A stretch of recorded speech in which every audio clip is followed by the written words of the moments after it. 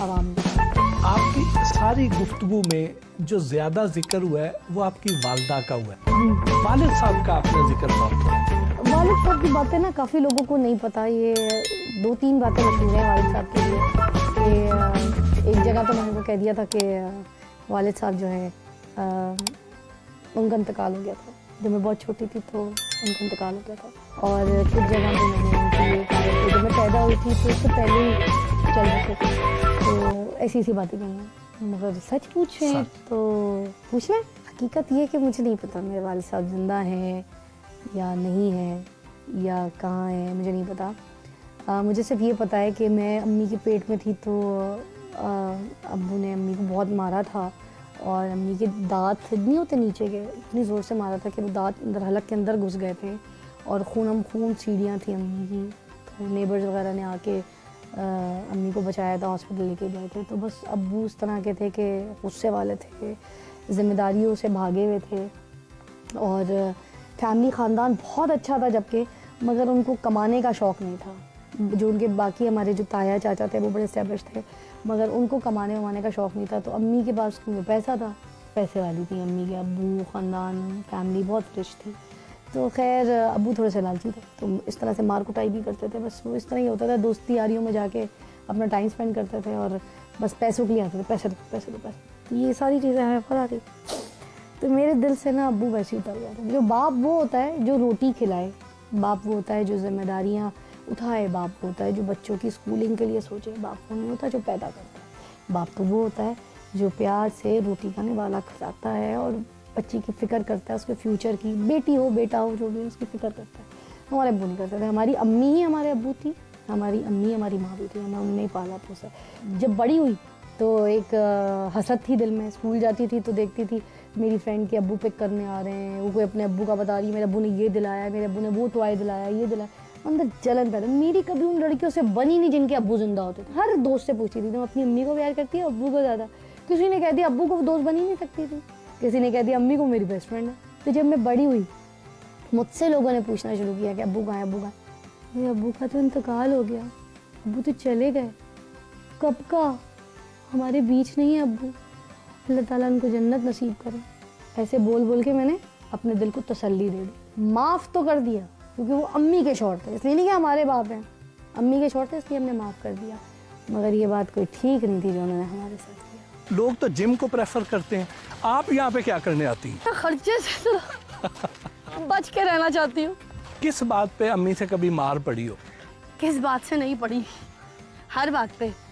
सो जाओ, खा लो, कहाँ जा रही हो, गोदी आओ, चुप करो। हर बात पे यही चलता रहा है, पूरा बचपन इसी में गुजरा है।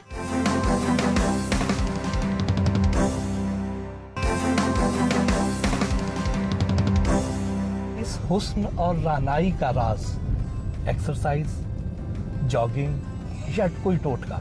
देखिए टोटके तो ज़िंदगी में चलाने ही पड़ते हैं, चाहे खुश रहने के लिए या सेहत के लिए।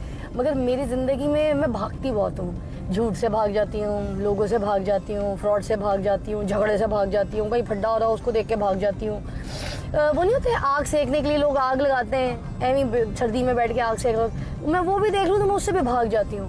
तो मैं सेहत के लिए भी भागती हूँ। एक्चुअली मेरी सेहत का राज है भागना। काम से तो नहीं भागती? काम से नहीं भागती। काम वो चीज़ है ना जो आपको रिस्क भी देता है, आपको सेहत भी देता है, आपको ग्रूमिंग भी देता है और आपको एनर्जी और चार्म देता है। तो मैं इन सब चीज़ों के साथ नहीं भाग सकती। ये तो मेरे दोस्त हैं, इनके साथ तो जीना। इतनी मसरूफियत, हर वक्त बिजी बिजी बिजी, फिर कैसे मैनेज करती हैं टाइम इस जॉगिंग के लिए, एक्सरसाइज के लिए? बड़ा अच्छा सवाल है। वैसे लोगों को लगता है मैं बहुत बिजी हूँ, मैं मुझसे फारिग इंसान दुनिया में पैदा ही नहीं हुआ, काम ही नहीं करती मैं। देखिए जब से शादी हुई तो हार्डली मैं साल की एक सीरियल करती थी।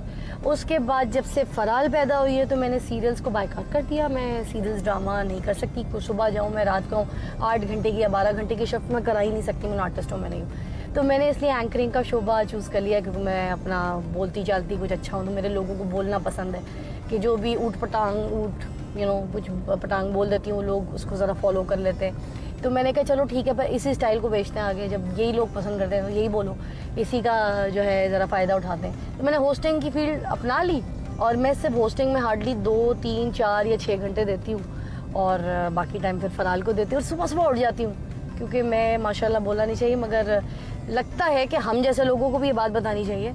अभी भी आप आए हुए थे तो मैं अंदर पहले अपने नमाज का काम करी थी, तो आई डोंट लीव माई नमाज नो मैटर व्हाट। जो मेरे मीडिया के लोग हैं ये जानते हैं इस बात को, तो मुझे लगता है आज थोड़ी सी दीन की भी रस्सी पकड़ी हुई, तो इसलिए अल्लाह ने मेरे भी रास्ते आसान किए हैं। कभी इत्तेफाक हुआ हज पे या उम्रे पे जाने का?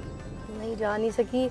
अम्मी का इंतकाल कैंसर से हुआ था, तो अम्मी की बहुत बुरी हालत थी, बहुत सफ़र किया अम्मी ने। आपको पता है कैंसर पेशेंट क्या होता है, पता ही नहीं था अम्मी जा रही हैं। तो अम्मी का वीज़ा लग गया था, मेरा भी हो गया था। मेरा तो पासपोर्ट ही नहीं बना था ज़िंदगी पहली मरतब पासपोर्ट इस चक्कर में बनवाया था कि हमने जाना है वहाँ पे, और इंशाल्लाह ताला हमारी दुआएं कबूल होंगी और हम वहाँ पे ज़ियारत करेंगे। तो बस अम्मी का बुलावा आ गया, अम्मी चली गई। तो जहाँ पर अम्मी चली गई तो आपको पता है 70 माह से ज़्यादा प्यार करने वाला अल्लाह की ज़ात।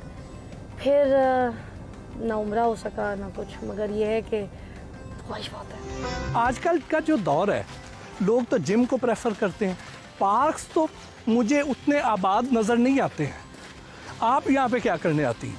देखिए पार्क में एक तो मज़ा आता है, फ्रेशनेस है, क्या फूल, क्या हरियाली, क्या वेदर, फिर ताज़ा हवा, है ना। अब ये सारी चीज़ें यहाँ पर मिलती हैं।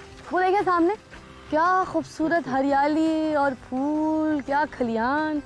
अब ये देखते हैं ना तो अच्छा लगता है, ज़रा फ्रेशनेस की फीलिंग आती है। आप जिम जाते हैं वहाँ पर सिर्फ म्यूज़िक होता है, धड़ धड़ बड़ बड़ बड़ बड़, और ट्रेडमिल के ऊपर आपने 20 से 25 मिनट वॉक करना है, दूसरा एक दूसरे की शक्लें देखनी है, वो क्या कर रही है आंटी, अच्छा अच्छा, दूसरी गॉसिप होना शुरू हो जाती है। कोई अगर कोई दोस्त मिल जाए आपको, अच्छा फ़लानी के वहाँ ये हुआ है, फ़लानी के वहाँ वो हुआ है, ये बातें करते करते आपका टाइम वेस्ट हो जाता है। अगर आप बात नहीं करते तो लोग कहते हैं एटीट्यूड बहुत दिखा रही है, ठीक है। फिर 50,000 रुपये महीना आप पे करो जिम का, उसके बाद इंस्ट्रक्टर का भी पे करो, फजूल का खर्च है कि नहीं है। तो उससे बेहतर ये है कि यहाँ पर आओ, थोड़ी सी योगा स्टेप्स करो, एक्सरसाइज के एरोबिक स्टेप्स कर लो और यहाँ पर अपनी वॉक करो। कोई ना पूछता है ना ताशता है ना आता है, नेचर ना के जाता है। करीब रहना चाहती हैं? नेचर के करीब नहीं, मैं खर्चे से तो बच के रहना चाहती हूँ। आपको टोटका गर्ल के नाम से भी पहचाना जाता है, कौन से टोटके बताती हैं? अम्मी हकीम थी ना, तो अम्मी बचपन से ना क्या करती थी, उठवाया करती थी दवाइयाँ, माजून बनवाया करती थी। अब इतने सारे अम्मी के क्लाइंट आते थे, कोई किसी बीमारी का मरीज़ होता था, कोई किसी को कुछ अमराज होते थे, तो वो कहते थे ये दवाई चाहिए। अब अम्मी के पास इतने असिस्टेंट नहीं होते थे, एक लड़का एक लड़की होती थी, वो दवाइयाँ बनाती थी अम्मी के साथ, गोलियाँ, मीठी गोलियाँ सब। तो फिर मैं क्या किया, ड्रॉप्स, तो मैं क्या करती थी कि अम्मी के साथ ही घुसी रहती थी, जैसे ये मेरे अंदर घुसी रहती है। इसी की उम्र से मैं दवाइयाँ अम्मी के साथ मिलकर कूटती हूँ, तो वो सारी दवाइयों की ना थोड़ी बहुत रेसिपीज़ मुझे पता है। तो मैं इसलिए लोगों को टोटके बताती हूँ, उनकी सेहत के हिसाब से, शुगर के हिसाब से, ब्लड प्रेशर के हिसाब से। मैं वाहिद लड़की हूँ जो खाने पकाती है, मगर खाने वो होते हैं जैसे बिरयानी है तो वो भी डाइट, कौरमा है तो भी डाइट, निहारी है वो भी डाइट, तो मैं इन खानों को भी डाइट बना देती हूँ। किस बात पे अम्मी से कभी मार पड़ी हो? किस बात से नहीं पड़ी, हर बात पे। सो जाओ, खा लो, कहाँ जा रही हो, गोदी आओ, चुप करो। हर बात पे यही चलता रहा है, पूरा बचपन इसी में गुजरा है। और माँ की डांट ये वाली, अगर आप लैंग्वेज माँ से नहीं सुनते ना तो माँ नहीं लगती। अब आजकल के जो दौर में देख रही हूँ, जो माएँ आ गई sweet heart, you're okay? All right, listen, your papa is calling you. You go there, sit with your papa, okay? I'm coming, all right? सुनते ही नहीं है बच्चे। और अगर मैं इस तरह बोल, जाओ अबू बुला रहे, अबू के पास जाके बैठो, मैं आती हूँ, ओके? चल जा मेरा बच्चा, चली जाएगी, है ना। ये